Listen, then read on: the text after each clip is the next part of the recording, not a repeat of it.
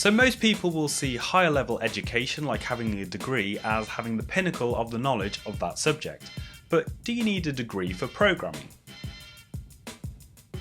So traditionally, the route into computers has always been through a computer science degree, at least it has been from where I come from, and indeed that's the route that I took when I was going through college and university. But I think in the last 5 to 10 years that's becoming less and less the case, especially when you look at certain disciplines of computer science like web development, which although still require you to have a good understanding of computers, the internet and how technology works in general, are more focused on a few specific languages. So do you need to have a degree to get into programming? Well, there's a couple of things. First of all, it depends on where you are in the world and what a degree means to you in your country. So here in the UK, a degree is quite a prestigious thing to have, although it's not unattainable for most people. It does require a bit of investment of time and certainly a lot of investment of money, but it should be a choice for most people whether they want to complete one or not. I gather in the US that it's very similar as well, although you might be paying a little bit more and working a little bit harder on those particular degrees.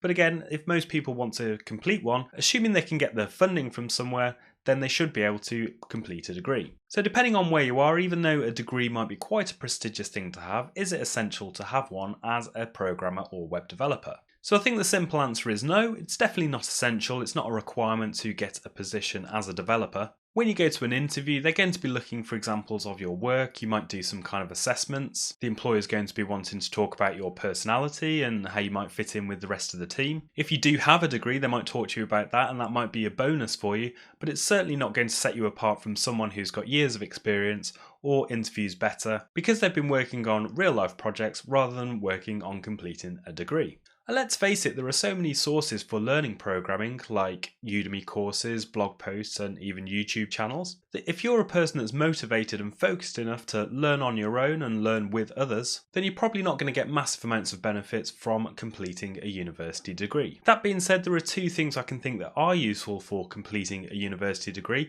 The first is that some of the content that's covered in a lot of these courses is something that you don't find in your usual Udemy course, like you might find the internal workings of the computer, systems analysis and law and other such topics like that. Those are some things that are usually covered in a university degree which you probably wouldn't get exposure to if you weren't in that environment. And that's another benefit of being in that university environment, being around like-minded individuals and having access to resources that you wouldn't necessarily have if you were learning on your own. So just to sum up, you don't need a degree to get into programming.